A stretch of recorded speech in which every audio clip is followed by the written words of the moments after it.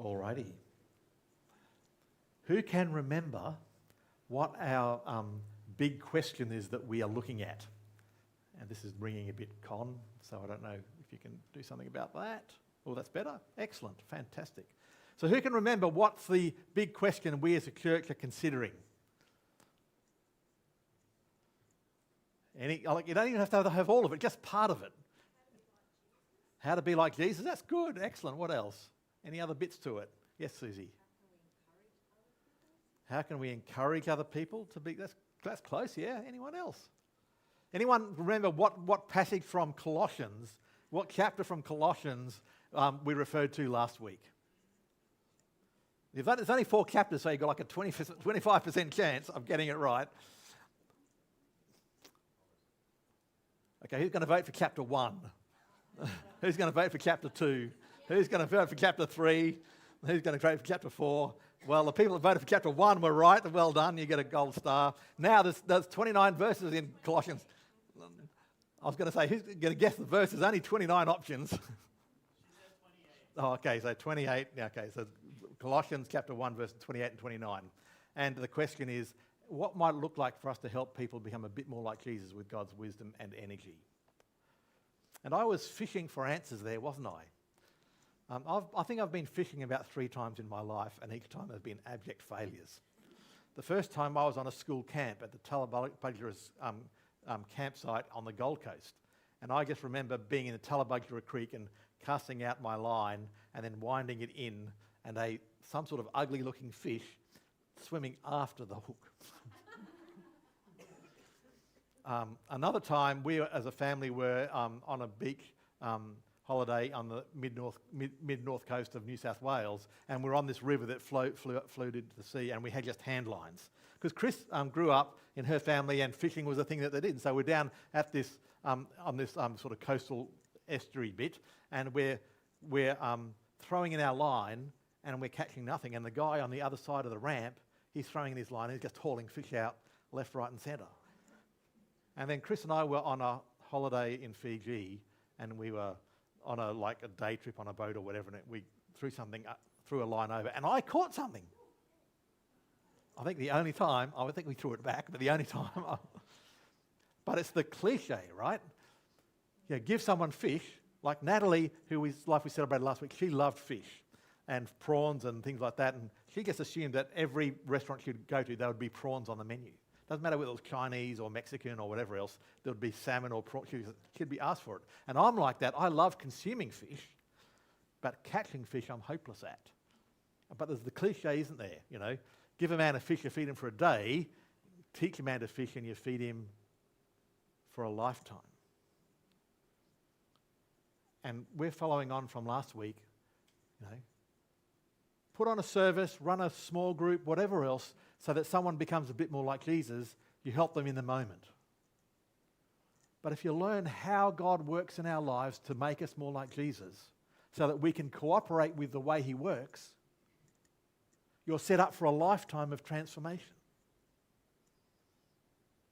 Now, it can happen by yourself, but it typically happens in group settings as well, just in our experience. But when we understand the process of how God shapes us to become more like Jesus, and I posed the question last week, who else would you like to become more like?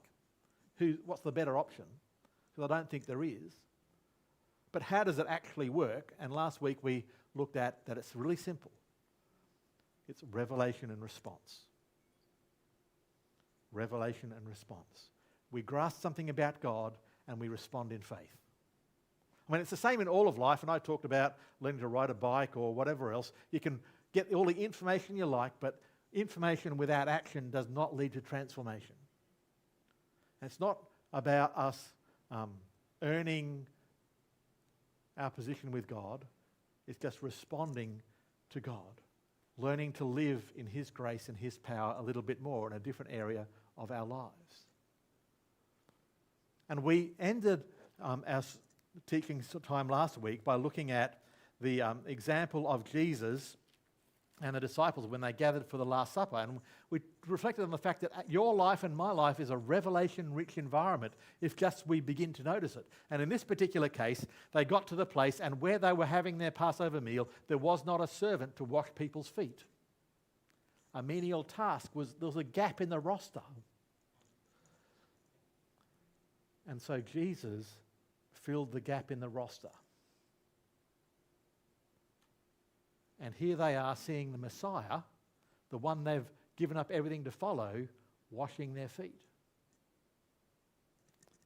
And in John chapter 13, from verse 13, it says, "You call me teacher and Lord, and rightly so, for that is what I am. Now that I, your Lord and teacher, have washed your feet, you also should wash one another's feet. I have set you an example that you should do as I have done for you. Very truly I tell you, no servant is greater than his master, nor is a messenger greater than the one who sent him. Now that you know these things, you'll be blessed if you do them." It's revelation and response. Jesus is a servant, I should be a servant. Jesus washes feet, I should wash feet. Jesus serves people, I should serve people, and there's blessing when I do that. But there is sometimes we might find it harder to really enter into that life of service. Sometimes there might be things going on that mean we can do it for a little bit, but we can't do it sustained. Or we can do it in some area of our life, but we can't do it in another area of our life. Or we start off with lots of energy, but we end up losing it and we run out of the internal capacity to be a servant like that. And when we find those things happening, it's an indicator that something deeper needs to go on. There's a deeper level of change that needs to happen in your life and my life.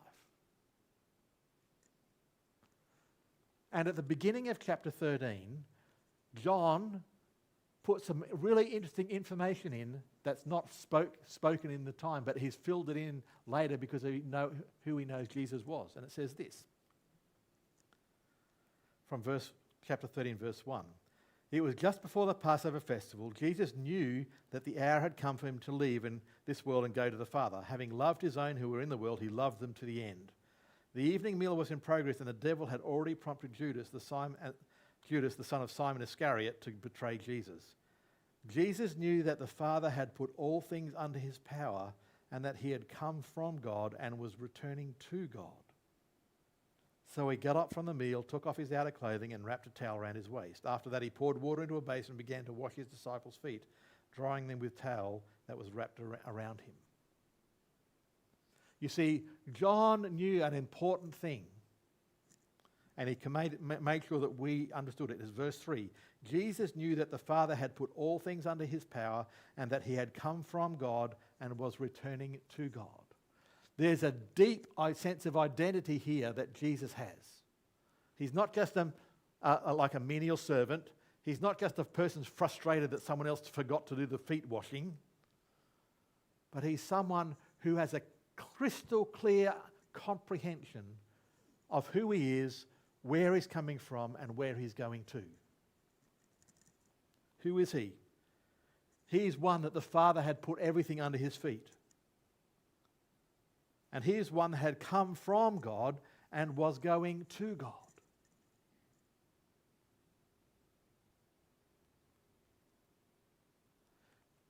He is the royal Son of the Father. He is one of the parts of people of the Trinity. He's a person of immense power and significance.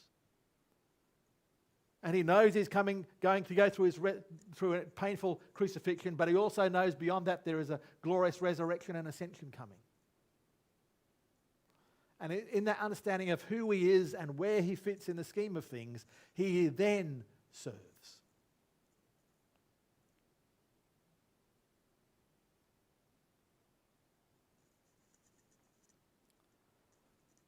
You see, there's always a deeper identity piece at play in deep transformation.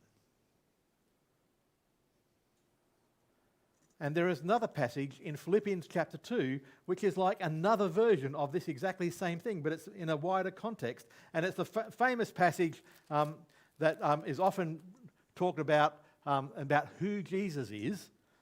And it's Philippians chapter 2 from verse 6. "Who, being in the very nature God, did not consider equality with God something to be used to his own advantage. Rather, he made himself nothing by taking the very nature of a servant, being made in human likeness. And being found in appearance as a man, he humbled himself by becoming obedient to death, even death on a cross. Therefore God exalted him to the highest place and gave him the name above every name, that at the name of Jesus every knee should bow in heaven and on earth and under the earth, and every tongue acknowledge that Jesus Christ is Lord, to the glory of God the Father. It explains exactly the same thing. Jesus knew who he was, where he came from, and where he was going to. Jesus here in Philippians, analogous to John 13, knew who he was, where he came from, and where he was going to. But this passage, this early church hymn, is wrapped by something very interesting. And sometimes we get the bit before it, but sometimes we miss the bit after it. Because I don't know about for you, but in my Bible, at the bit where I stop reading, there is now a heading. And that heading unconsciously tells me what's coming next is different to what's just come before. But it wasn't there in the original. It's the curse of chapter and verse and headings. And so we actually need to understand that the passage is from chapter 2, verse 1 through to the chapter 2, verse 18. And the bit at the beginning says this: "Therefore, if you have any encouragement from being united with Christ, if any comfort from his love, if any common sharing in the Spirit, if any tenderness and compassion, then make my joy complete by being like-minded, having the same love, being one in the Spirit and of one mind."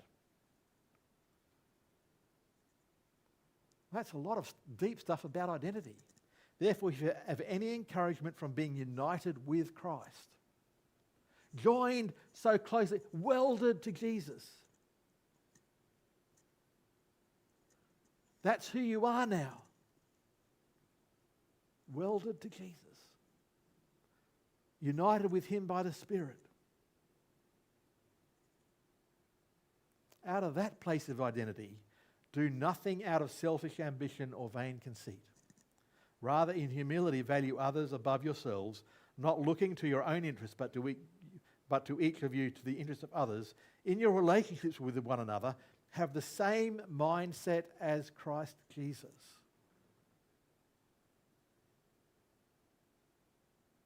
Okay, so here's some people in the church in Philippi. They're wrestling with selfish ambition. Something has happened. Oh yes, it's come to our attention that we're wrestling with selfish ambition. The starting point is to understand who God is. God is one who doesn't wrestle with selfish ambition. It says, the Son, who being in the very nature God, did not consider equality with God something to be used to his own advantage. But rather he emptied himself and humbled himself and became a servant, confident in who he was and what the Father would do, you see. That's the truth about God. The amazing, unbelievable, incomprehensible in many ways truth about God that the cross reveals to us. And because that's true about God, we as God's children, our identity changes too. In Ephesians, Paul talks about that we have been seated with Christ in heavenly realms.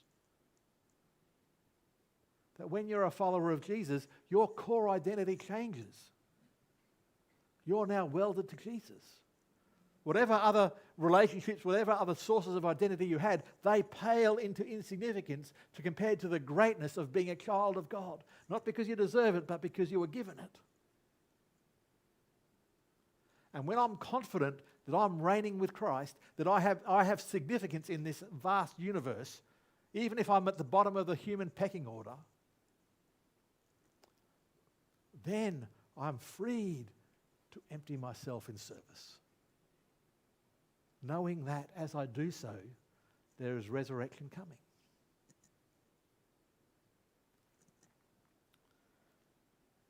And so we have this amazing hymn which we read, and I'm going to skip down to verse 12. Therefore, my dear friends, as you have always obeyed, not only in my presence, but now much more in my absence, continue to work out your salvation with fear and trembling. For it is God who works in you to will and to act according to his good purpose. So here's Paul saying we get to participate with God in the process of our own transformation. It's not our work, it's God's work. We don't generate it, as I said last week, but we join what God is doing in your life and in my life. But God calls us to join it. And as we become aware of the revelation response process, as we become aware that God wants to shift our understanding of who God is and who we are, we can begin to change at a deeper level. Do everything without grumbling or arguing, it continues in verse 14, so that you may become blameless and pure, children of God without fault in a warped and crooked generation. Then you will shine among them like stars in the sky. What an amazing picture of transformed lives here and now.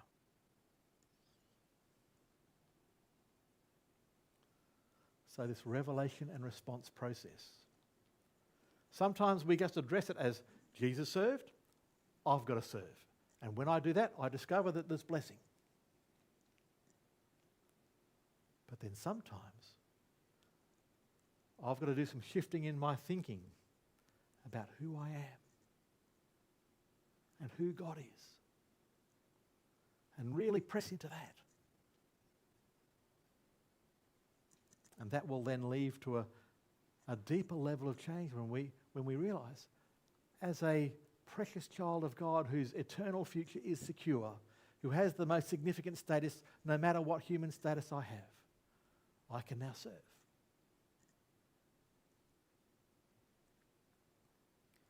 I talked last week about my ongoing journey with trying to grow in gentleness, and how I used to be not terribly gentle with people on call centre phone calls. Maybe that's something you can relate to when you've been on hold for an hour and you've pressed lots of buttons and you still not get to the right person and they can't really give you the outright answer. Yeah. But if I think about it through this framework, it's, well, okay, why am I not being gentle? I'm not being gentle because I'm trying to force something to happen. Okay. Well, who's God? Well, God's in control. Has God got my and everyone else's best interest at heart? Is God working in humanity and life and history to make all things right?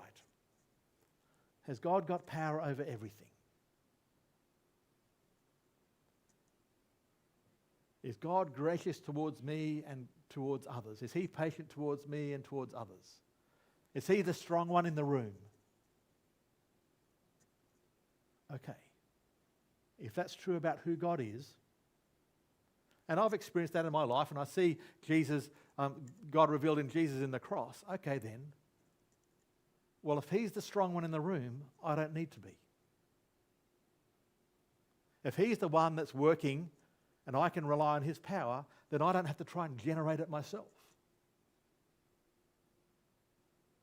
If God has patience for me and for the other person, and God knows everything, then I can not try and force the thing, but I can trust God to move. And because of my deeper understanding of who God is and who I am, now gentleness can flow. It's not just something that I've got to try and put on, but it's something that flows out of who God is and who I am in relation to God. Still a work in progress, and there'll be times when I'm not, but that's the deeper level of change that we're going for.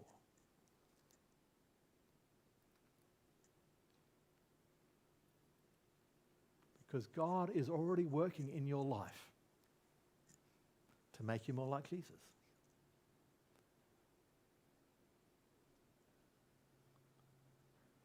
If you've been following Jesus for any length of time, you will have become more like Jesus. And we talked about it last week. We may not have been aware of how it actually happened. But this revelation response process is how it actually happens. And a shifting of our understanding of identity is how it actually happens at a deeper level. And so we are going to explore that in our workshop today. We're going to do a few different things. The first thing we're going to do is we're going to invite you to reflect and share a story or two about how in your past, you're looking back now, you see, yeah, you became a little bit more like Jesus through the process of revelation and response. And then we're going to have an opportunity to think about, well, what's a moment that's happened in my life recently, even in the last few days, where there's an opportunity for me to become a bit more like Jesus. And we're going to have a conversation about that. And And we may also get to have a conversation around, well, what's the identity change piece that lies underneath that? We want to, that's the important place where that happens. Like, it's been great that you've been listening to me, that's fantastic, but the more important thing is that we listen to the stories and we engage in the process and practice doing it so that we can say, okay, now I am equipped to fish. I have learned to fish a little bit more, so that for the rest of my life, wherever I am, I can engage with God intentionally in the process of transformation.